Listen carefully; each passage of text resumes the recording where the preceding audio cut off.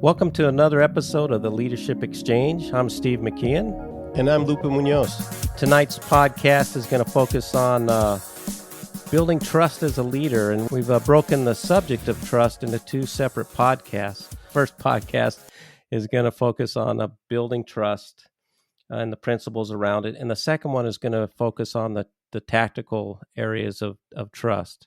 I think the important thing that we've learned, and most leaders have learned, that before any trust can be built, it all has to start with the leader having trust in yourself. It's critical. Trust is the absolute foundation that you build everything that you want to do as a leader. Starting with yourself, you've got to have the ability to not necessarily have all the answers, not be the person that knows all, but to be able to have the ability within yourself to lead the team, to serve the team, and to learn and facilitate their success. And we've had a lot of different, authors that we've read, Lupe, and kind of shared notes on. And one that jumps out at first on the list here is really the work by Dr. Stephen Covey and his book, The Speed of Trust. And I'd like to start with just a quick quote. Dr. Covey talks about trust. In the same way you can either diminish or lose trust through your behavior, you can also consciously create it, grow it, extend it, and in some cases, restore it through your behavior. And through his teachings, Covey identified several different behaviors around trust. And the one thing that he also talked about is where we started is that you have to trust in yourself as a leader. And so for myself, an example that I can share is early on in my career, being given a lot of responsibility in the automotive industry for the role that I had. I recognized that there are things that I was good at. I had some self-awareness into what I was able to contribute, but I also recognized there were things that were a weakness to me and things that I would really have to grow to be an effective leader. And I learned quickly, and I had some good mentors again that supported this, but you have to surround yourself by folks that can give you solid advice and kind of really help you grow in those areas. If you put your head down and just kind of charge through it, chances are you're not going to be successful without those other folks really helping. And in design of the team, you're not going to do your team any favors by thinking you have all the answers, because a lot of times, as we've learned, the best answers come from that teamwork and that group support that you can solicit and start to acquire from individuals as you build trust. Lupe, you want to share a little bit more your thoughts on Dr. Covey and kind of what he's taught us? I'm going to actually expand broader than that, Steve. I'm going to say that there's those 13 common behaviors that he specifies, right, that are the behaviors of trusted leaders. If you're a fan of Brené Brown, she distills it down to what she calls 7 elements of trust.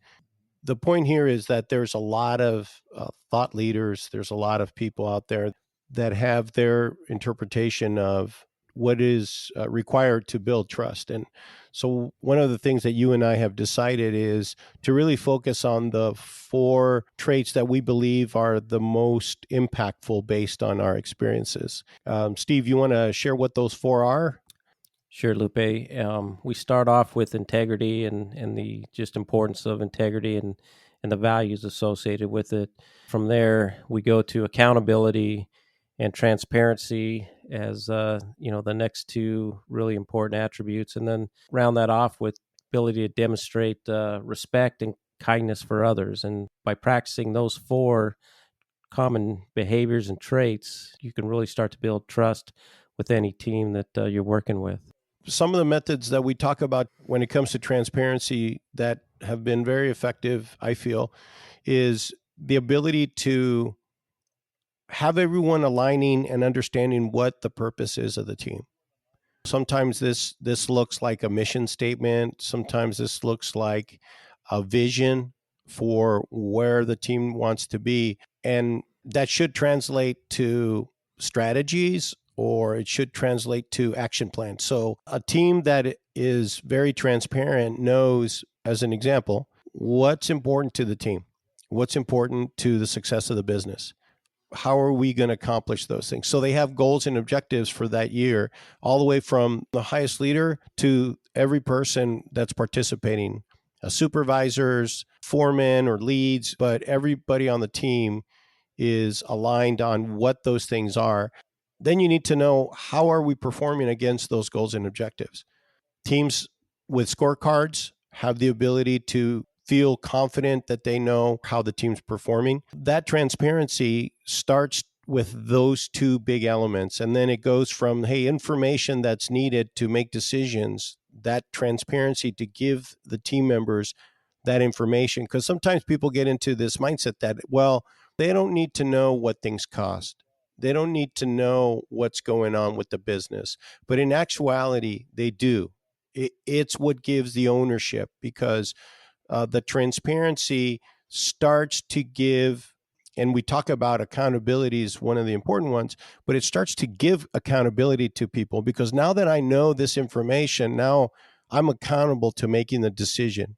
So I feel that transparency is one, definitely, that most leaders should be able to make some progress in, specifically with those two tools that I referred to, but also making sure that they're working to get information out to the team that lets them make decisions. That's a great segue, and it really aligns with some of the recent work by Dr. Grace Lee in her July 6, 22 YouTube video. She talks about those three keys that you described there. So, the first key is the mission creates alignment and purpose, right? So the first key in leadership in this sense is developing that mission to create the alignment and the purpose, followed by the key two, which is transparency. And with transparency, we start to create accountability and responsibilities. And I really appreciate what you were describing there in terms of, sometimes people don't want to know, but they need to know the information. They can't just leave it on to the leader to have all that responsibility. And likewise, as a leader, you have to be willing to share information so team members have access to it. And that kind of give and take right there really can create a good foundation of transparency within an organization. And then I like what you were talking about there as you start to close on that idea, is that it all starts there. You have to lead by example and lead by what is important. And what's important, really has to be tied into the company's mission, the department or the location's mission. And that combined effort really starts to gain that critical alignment that's needed for trust to develop. I'm going to add to what you just mentioned regarding lead by what is important. I think this really goes to the integrity piece.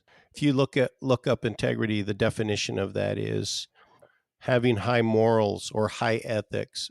Your ability to demonstrate ethical behavior is critical. And here's some examples of non-ethical behaviors. If I tell you one thing and then I turn around and I tell someone else completely something different, I could be talking about someone, or I could be just stating a fact that's true in one scenario, but then not true in another scenario. And the team picks up on these things. They're not blind and deaf. They understand what you do and what you say every day. And so if you're setting the example, as you mentioned, Steve, that builds on that integrity. If I'm demonstrating that as a leader, I don't succumb to the rules of everyone else, then that starts to bite into the integrity, because I'm basically saying that somehow I'm special and therefore the rules don't apply to me. And in my opinion, that's a really bad situation to create, because then people start to resent you. They start to look at you and say, well, if he thinks or she thinks they're more special than I am, that they can get away with these things, and why do I need to follow these rules? It can be really destructive. The other thing is when, I've actually been aware of situations where leaders are found to be lying to someone. I don't understand why people do that. I've had people ask me things where I can't answer them. I would prefer to say, hey, I can't answer that question for you. I don't want to lie to you, so I'm not going to be able to answer your question. But a lot of times people feel that they need to tell untruths, and that really damages that integrity. Yeah, and with integrity, Lupe, I really focus in on a couple different things that you said there, and just how those resonate with me. I think with every leader, there's an opportunity that you're going to disappoint your team, right? You're going to drop the ball, and there's a couple ways to react to that. One is to start blaming others, which immediately starts to destroy the trust, right? You start to devalue your values that you've been trying to share and combine with the team. And then I think from there, it's really leaders that find a way to admit, their mistake can build a lot of trust. And it's a key part of that integrity around just, being open and honest. I think when you talk about some of the great thought leaders around leadership, Simon Sinek again comes to mind, and he calls out trust to have two specific dimensions. The first one is competence, and the second one is integrity. And he says that your teams will forgive mistakes of competence when you admit fully the ownership. Mistakes of integrity, though, are hard to overcome and sometimes cannot be. So it's really important to understand that you could, like you said, sabotage a lot of, great work, good people by not having the right integrity, and lose all your credibility with the team. And when trust is broken, you're not going to be able to advance. You're not going to be able to help the team move forward. And ultimately, things start to unravel pretty quick. That is it's similar to this YouTube video that I remember watching. It was titled Building Trust, and it was by James Davis. And he had similar points of what's required for trust. And he stated it this way. He said integrity, ability, and benevolence. Benevolence being this kindness towards others, this wanting to help others. Very consistent with kind of what Simon shared in some of his talks. You start to see some of those common threads, which leads to the third one, which is respect and kindness. So a lot of times people will think, oh, this is about saying please and thank you. It is about, being courteous, which of course, courtesy is definitely a good thing, but it's much deeper than that. Respect and kindness. So you have to have a genuine desire to want to help those around you. You have the interest of everyone on your team above your interest versus everything revolves around me. And those leaders are incredibly easy to spot. They like to talk about themselves. It's I, me, versus those leaders that understand and get and are focused on the team. And if everyone recalls one of our previous podcasts, we talked about that strange phrase of it's all about you and it's not about you. This is touching on that same thing. Yeah, those are deep foundational components of just good relationships with anybody, right? Is you've got to be willing to give. And a lot of times it's easy in conversations to relate to people giving to their families, right? Giving to those people that are so important to them. But I think with work, we see the same ability, those opportunities to be gracious, to be forgiving, to give your time and attention to those individuals that need that support. And I think through the concept around just treat others like you want to be treated is foundational in terms of building the relational capacity that you need to have as a leader. And it starts with creating that environment. Both Simon Sinek and Brene Brown, who we've talked about a little bit today, both talk about the environment for these behaviors to take place is also really critical. And again, it's not about you as a leader, it's about setting up that environment, creating the conditions to where trust can begin to be formed. And then it's not about self promotion of yourself, it's really about helping others, right? You're there as a servant leader. Your goal is to, remove those obstacles that are preventing your team from being successful. Yeah, I really like Simon. He has an example where he talks about the circle of safety. And It is really great. It's a great example. Those of you that get an opportunity, I think the video is titled Leaders Eat Last, is at least one of the videos where I know he is sharing the circle of safety. And I think that that is, I guess, puts it in good context.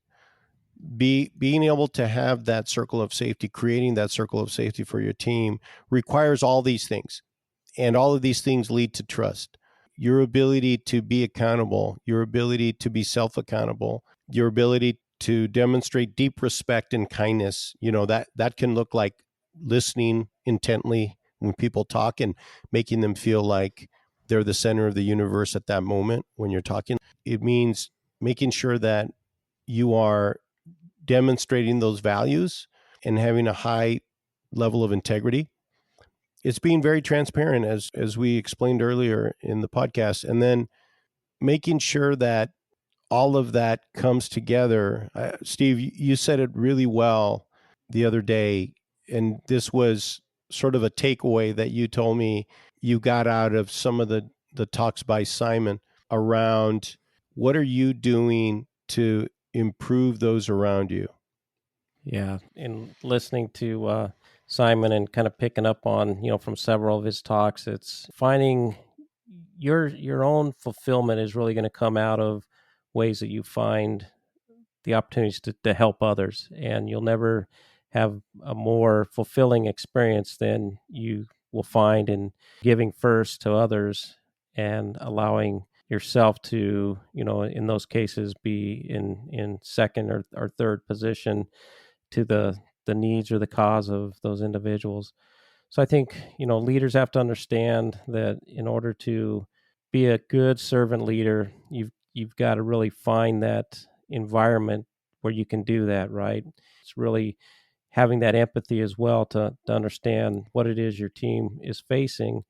A big part of that is stopping to listen so you can hear what it is that they're experiencing, really trying a way to let them learn as well through the experience or the story that they're sharing, but at the same time being there to give them some good honest advice as to what can really potentially help make a difference in any time that they might need that helping hand. So it's that balance, right? It's help letting people grow on their own, but then also as a leader, being there to catch them when they do fall, because that'll happen, and then picking them up and helping them get moving forward again. So those are all some, I think, great examples that come out of some of the teachings from Simon. Steve, what are some of the things that come through your mind when you think of respect and kindness? Do you have some examples of some of the things that you have seen or that you have yourself have done that you're like, yeah, that this really falls into that category nicely?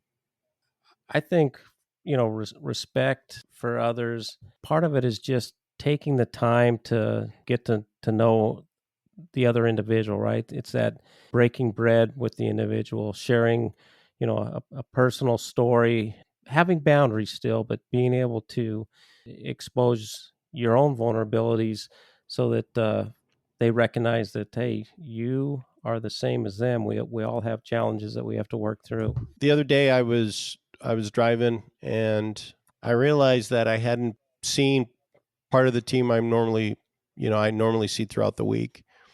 And, through schedules and different meetings, it just didn't happen. I started thinking about it, one of the supervisors on the team, and saying, I really haven't talked to that person for a while. And so I gave him a call. And I was really blown away by how much they were pleased. Like I could sense through the phone how they felt by the mere fact that I called them just to see how they were doing. They actually thought I needed something, or, I was going to give them some instruction or direction, but I really just said, hey, I just called to see how you were doing. I haven't talked to you in a while and just wanted to see that you're doing well. And to me, that's one example of how you are genuinely demonstrating that you care about the well-being of someone. Like there was no business need for me to call him, but I just genuinely wanted to know how he was doing. And he was like, wow, this is like, Lupe, this really means a lot to me. And I didn't really think about it until he started telling me how it made him feel. I didn't really think of it as a big deal. I just felt like, hey, it was something I wanted to do. I wanted to see how he was. And it opened my eyes to some of the little things that you can do to be able to show respect and kindness to people. I'll go back to an opportunity I had again working overseas, and had a team that was short on parts, and they needed to figure out how they were going to repair something without the parts that they needed. And I could get a sense that there was one individual that, really had some ideas, but would struggle to, in a group setting, bring those ideas up. And so I was looking at the work that was being done. I saw an opportunity to kind of pull that individual aside and just go for a short walk around the facility we were at. And we just started talking about the issue we had, and the ideas that had been presented. And I asked him, I said, hey, what are your thoughts? Do you think that we're on to anything here? And as respectful as he was, he said, yes, I think there are many things that are being worked on that are good, but I think I have an idea that might be better. And I said, okay, well, let's talk about that. What is that idea that you think might be better? And so he shared it with me, and it was a really good recommendation that he had. And so at the next team meeting the following morning, I asked him, hey, would you mind if I share your idea, or would you like to share it? And he said, I don't want to share it. I'm too shy. And so I said, okay, well, let me share it with the team, and gave the introduction to the idea, where it came from.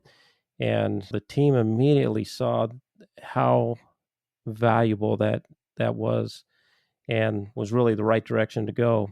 Immediately, not asking me specific questions, they turned to the individual team member, and they started asking him for more ideas in a really positive light. And it allowed me to kind of, I would say, fade into the wall, right? I was able to really move out of the way, and gave this individual a voice. And those ideas, once that voice was generated, continued to come forward. And he talked to me about 4 months later on this project, and just said, that he really appreciated the fact that I listened to him, and I helped him overcome his shyness in order to really contribute more to the team, and really valued the opportunity that was given to him. And so for me, it was very humbling for him to say that, and then just to see him grow, through what I would say is an act of kindness. Could have took his idea and just ran with it and jammed it into play, but it was really letting him develop it that gave us even better ideas in the future. Yeah, I love that example, Steve. I can connect not only respect and kindness to that example, but also integrity. Because to your point, one of the things you could have done, and I have seen leaders do, is take credit for the idea as your own and not give the credit where the credit's due. An unethical leader would be like, hey, this is going to make me look good. It's a really great idea. I'm going to sell it as my own, or I'm going to sell it and not necessarily tell people it's my own, but I'm not going to point out that it's someone else's. That kind of builds that wall of integrity that you have, that takes time to build. You can't just instantly snap your finger and have integrity in people's perception, right? It takes some time and effort. The example that you're giving, Steve, also reminds me that another way that you demonstrate respect and kindness, which is what you did, is you spend time with people. You give them your time, you work to help them, you work to develop them. Those are the investments that start to demonstrate to people that you have their well-being, you have their happiness, their development in mind, versus they're just a means to an end for you. And so I think that example that you had is a great example of, you spent the time walking with that person, and then when you saw the opportunity to share a great idea they had, you openly shared it with others after asking them if it was okay, and you gave credit where credit was due. So I thought that's a brilliant example of some of the things that'll build trust. I'm sure you had some big strides there with that individual when it came to trust, I imagine. Yeah, the individual grew, the team also grew, Lupe, because more trust continued to form around each team member, and so yeah, that was really a good experience for me, and I believe for that team as well.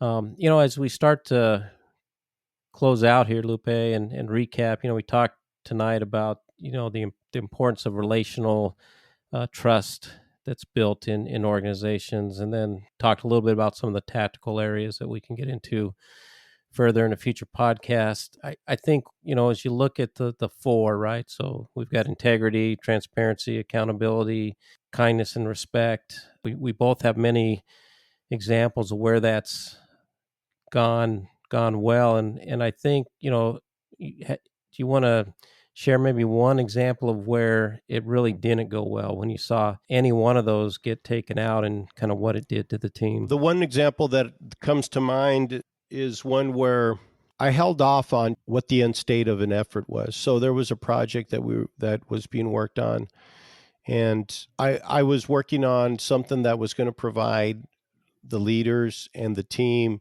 a career path for team members. And it was going to define that, hey, if you want to promote from this level to the next level, what are the things that you need to achieve from a skills standpoint? And I didn't tell the team all of the things that were part of this plan. And because of that, the team got frustrated because they did not know the information of where we were going and what was the end state and what the vision was for that specific effort. And because of that, there was a lot of sort of pushback. There was a lot of frustration. There was a lot of like, hey, we've got other things we really need to do. And I realized that part of the opportunity was that I had not done a good job at being transparent and really laying out what that path was going to look like, what was the intent behind what we were trying to accomplish, and what was the end state. Because had I done that, a lot of their concerns of directionally where this was going to end would have been uh, mitigated or would have been moot points.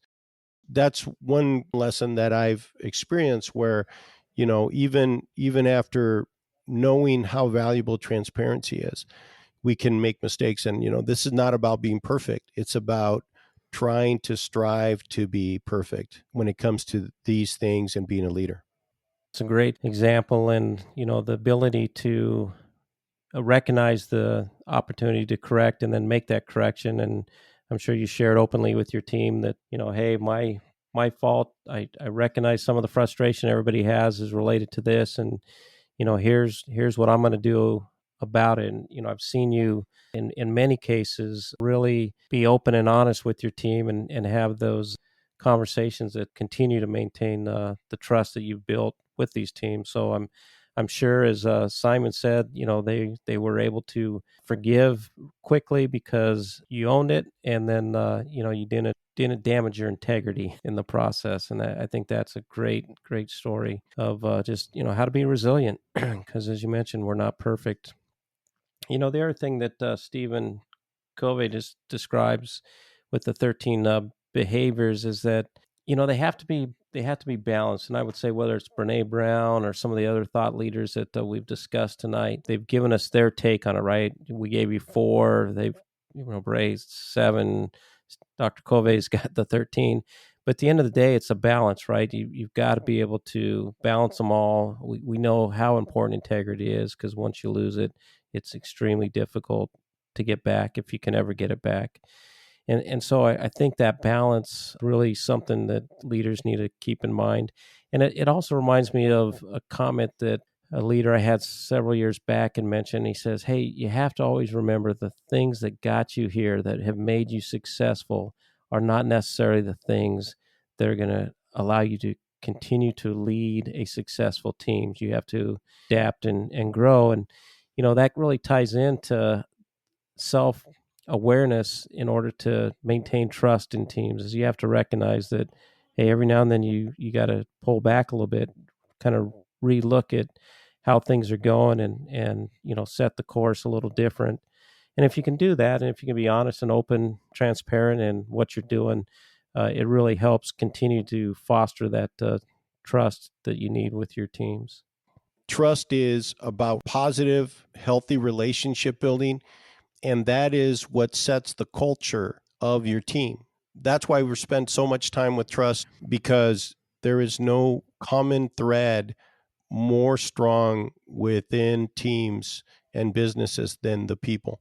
And so we encourage all of you to really take this and reflect on what is it that you're actively working on, because it doesn't happen by mistake. It needs work. And so being able to build trust falls on your shoulders as the leader. One other thing that I want to share with everyone is that we have an Instagram account for those of you that would love to be able to give us some feedback or share your experience. Please feel free to leave us a message on Instagram. The Instagram account is Leadership Exchange Podcast. Would love to hear from you and get your insight on any of the topics that we've talked about so far. And in the future, we also plan to talk and add material to our Instagram account to augment what we talk about in the podcast. Thank you, Lupe. And this was another fun chat. Appreciate the opportunity. Always are. They always are, Steve. So we'll go ahead and sign off here. And again, this is the Leadership Exchange. I'm Steve McKeon, along with Lupe Munoz. Thank you, everybody.